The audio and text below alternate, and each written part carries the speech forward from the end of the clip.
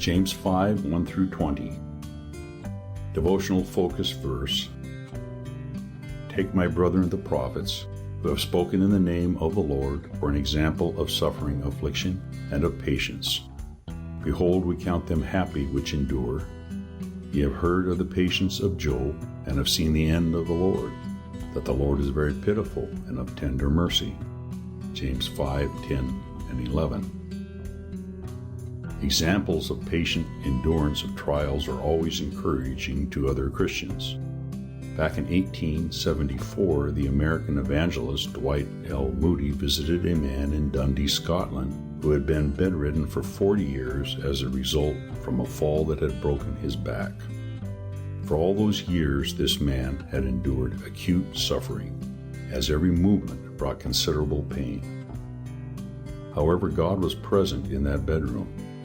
When Moody met the man and observed his sweet, trusting spirit, it seemed to him that little bedroom was as near to heaven as one could get on earth. He commented later, I can imagine that when the angels passed over Dundee, they had to stop there for refreshment. While visiting, the evangelist asked the bedridden man, doesn't Satan ever tempt you to doubt God and to think that he is a hard master? The man acknowledged that, yes, Satan did try to tempt, especially when he saw his old school friends driving by in their carriages or observed some healthy young man walking by on the street.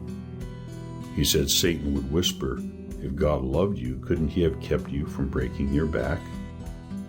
Moody asked, what do you do when Satan tempts you? The invalid man responded, I just take him to Calvary and show him Christ. I point out those wounds in his hands and feet and say, doesn't he love me? The fact is, he got such a scare there 1,800 years ago that he cannot stand it. He leaves me every time. In later years, Moody often told others about this man. He would relate that bedridden saint did not have much trouble with doubts. He was far too full of the grace of God. Like Job, whom James mentioned in our key verses, the man in Dundee was an example of patient endurance. He too was determined to hold fast in the challenges that came his way without losing his faith in God. And today, nearly 150 years later, we also are touched and inspired by his unfaltering trust.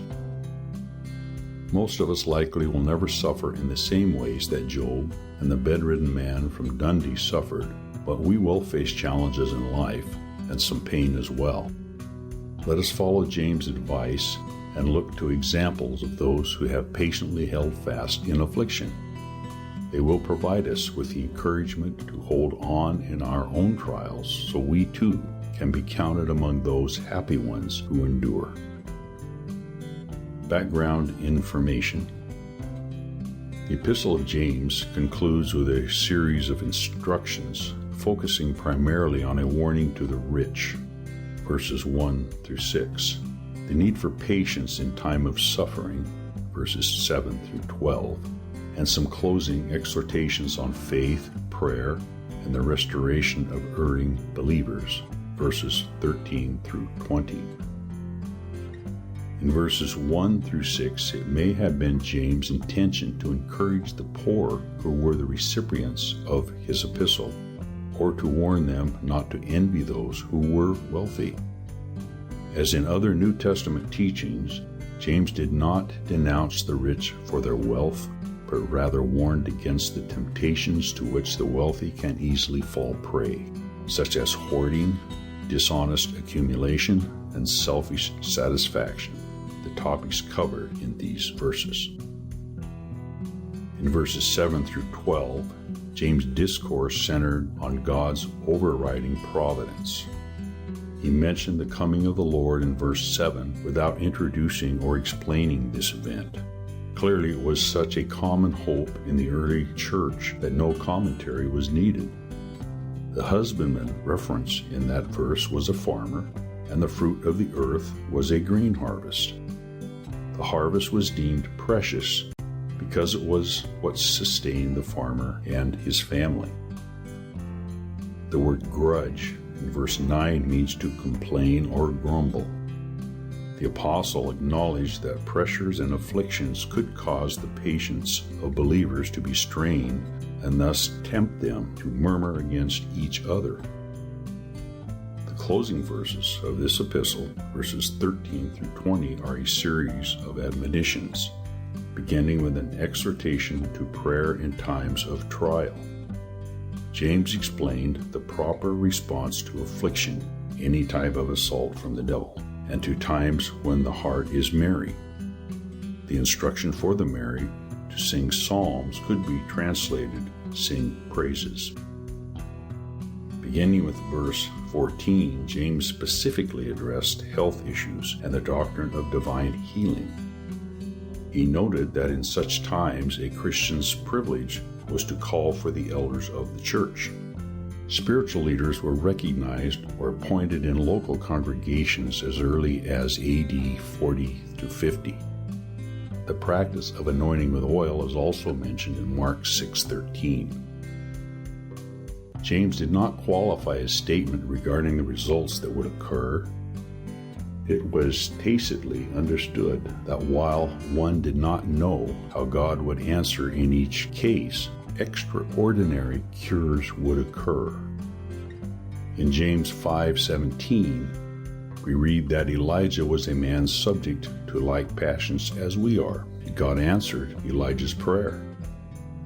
Thus, while "thy will be done" was consistent with James' prior writing and implied here, it was also implied that God would give uncommon results to people who pray with fervent faith. The apostle's final exhortation is also addressed to brethren and deals with the importance of restoration of one who has backslidden. The phrase "convert him" does not imply that the Christian brings about forgiveness of sin, but rather that he persuades the erring one to return to the truth. Although every individual is responsible for his own choices, James' instruction makes it clear that efforts toward restoration of the backslidden is a spiritually worthwhile endeavor. Conclusion: individuals who have patiently held fast in affliction provide us with an example and encourage us to hold fast and continue to trust God when we face challenging circumstances. James chapter 5. Go to now, ye rich men, weep and howl for your miseries that shall come upon you. Your riches are corrupted, and your garments are moth-eaten. Your gold and silver is cankered, and the rust of them shall be a witness against you, and shall eat your flesh as it were fire. Ye have heaped treasure together for the last days.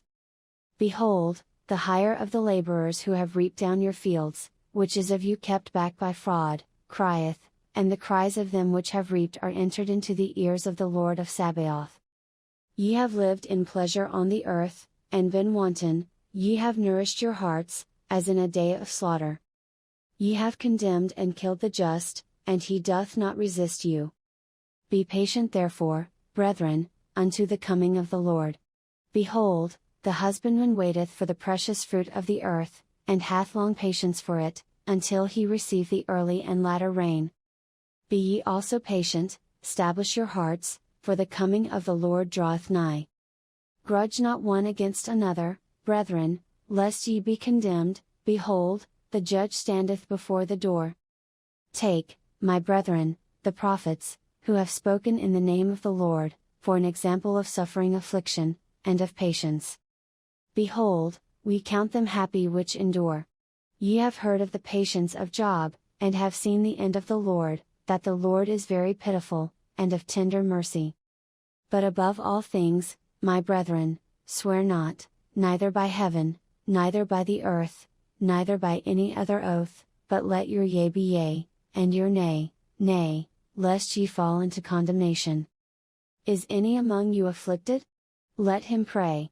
Is any merry? Let him sing psalms. Is any sick among you? Let him call for the elders of the church, and let them pray over him, anointing him with oil in the name of the Lord. And the prayer of faith shall save the sick, and the Lord shall raise him up, and if he have committed sins, they shall be forgiven him. Confess your faults one to another, and pray one for another, that ye may be healed. The effectual fervent prayer of a righteous man availeth much. Elias was a man subject to like passions as we are, and he prayed earnestly that it might not rain, and it rained not on the earth by the space of 3 years and 6 months. And he prayed again, and the heaven gave rain, and the earth brought forth her fruit. Brethren, if any of you do err from the truth, and one convert him, let him know, that he which converteth the sinner from the error of his way shall save a soul from death, and shall hide a multitude of sins.